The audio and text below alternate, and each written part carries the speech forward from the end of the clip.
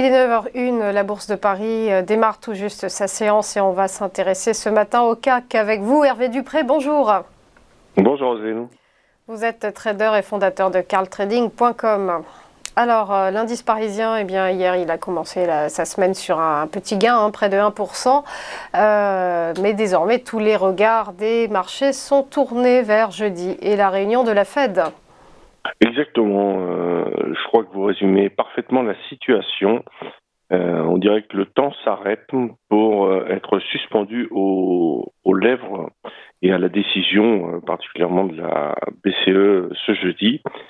Le marché ne fait plus grand-chose, plus vraiment de mouvements exploitables. On est sur une phase très médiane. On a sauvé le possible dead cat bounce d'il y a 15 jours, 3 semaines, un mois.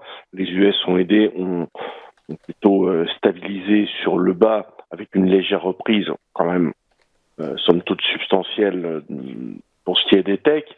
Maintenant, les yeux sont, comme vous le disiez, rivés sur la BCE.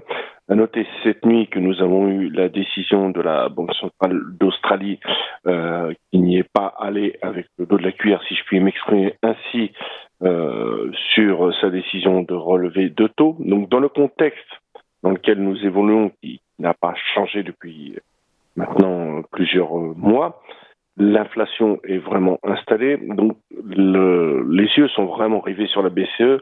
Va-t-elle emboîter le pas et à la Fed et aux autres banques centrales, c'est-à-dire rentrer dans une action de relevé de taux pour juguler, tenter de juguler cette inflation qui n'est plus du tout temporaire, ou va-t-elle rester sur sa ligne de taux plutôt favorable, c'est-à-dire plutôt négatif, est-ce qu'elle va pouvoir tenir encore longtemps? Alors, en ce qui concerne le marché, comment va-t-il pouvoir se positionner par rapport à ça? Dans une phase plutôt de stand-by en attendant jeudi.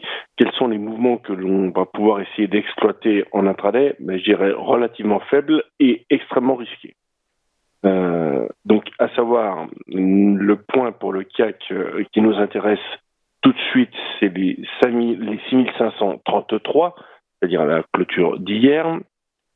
Et après, est-ce que le marché a un potentiel de mouvement supérieur en termes d'amplitude à aller au-dessus de 6600, on va dire 6607, 6610, ou en dessous de 6410, eh bien, je ne pense pas. Donc, les bornes jour, pour moi, sont celles-ci. Les bornes de la semaine, quant à elles, sont un peu plus évoluées.